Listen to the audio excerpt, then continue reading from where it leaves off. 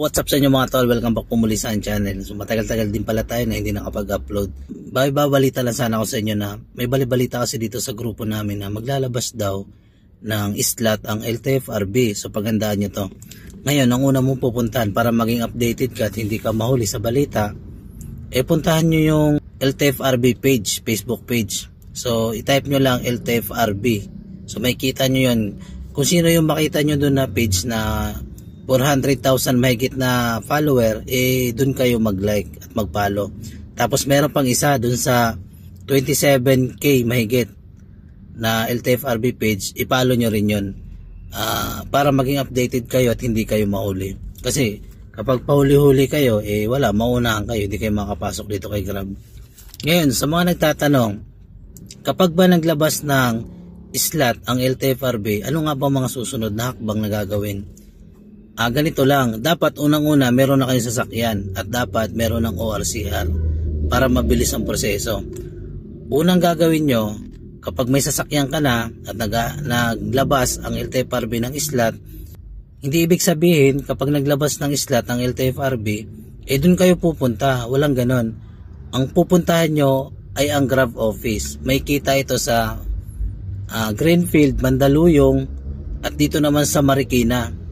Walk-in mga tol, walk-in. Punta lang kayo walk-in. Kailangan agahan nyo para hindi kayo maubusan. Kasi may mga number kasi na binibigayan. Kumbaga, kada isang batch, halimbawa isang araw, halimbawa ang kaya lang nila 100 applicant lang. Parang gano'n. Kaya ang pinakamaganda, agahan nyo. So gano'n huwag kayong pupunta sa LTFRB direkta pumunta kayo sa Grab office.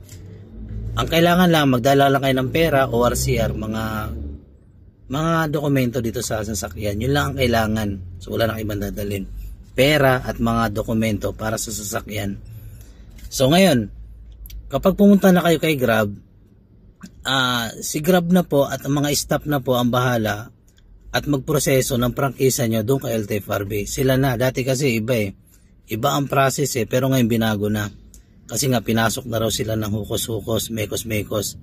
Kaya ang ginawa ng Grab company o ng Grab office, yung mga staff na lang nila ang nag-aasikaso. So bali, meron lang kayong babayaran. Halimbawa, kung ang sasakyan mo ay kagaya sa akin, 4-seater, ang babayaran mo lang dun ay mga mahigit o kulang-kulang 6,000. At doon naman sa 6-seater na ipapasok nyo, magbabayad lang naman kayo ng 7,000 mga tol.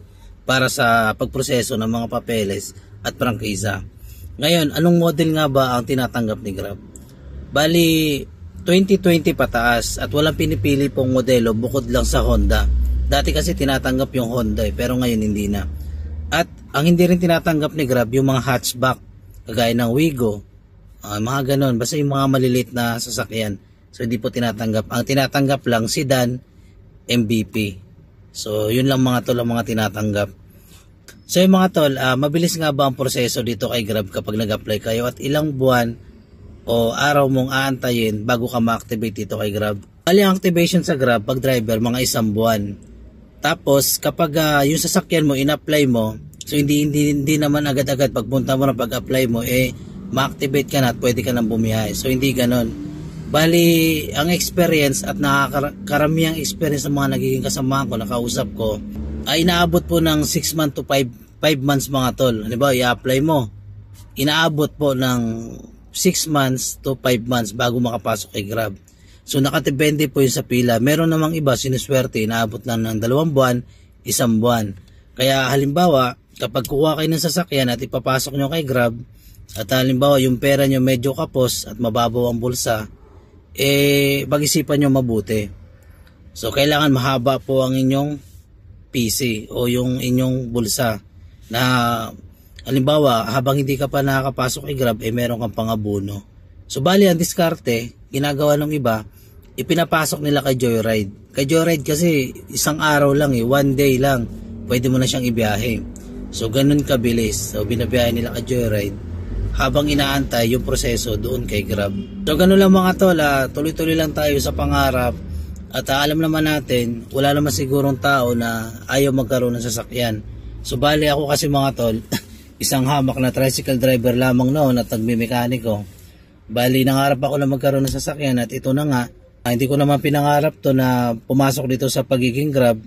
Kumbaga, kusa lang siya dumating at inalok at ginrab ko naman. So ito na nga, nagagrab na ako.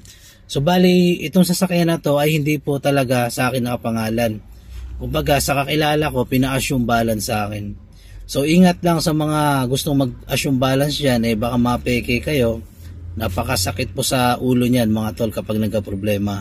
Ano ba, ipapa-assume sa inyo yung sasakyan. Mamaya kapag nagka-problema, baka iwanan lang kayo. So ganun lang, siguraduhin nyo kapag mag-assume balance kayo, siguraduhin nyo lang kakilala nyo yung may-ari ng sasakyan. So ganun lang mga tol at update, bali mag-update na lang ako sa susunod kapag nagbukas na ng slot ang LTFRB. So ganun lang mga tol, maraming salamat. Ingat kayo dyan, God bless at sana subscribe nyo kapag nagustuhan nyo itong video. So ganun lang mga tol, maraming salamat. Thanks for watching.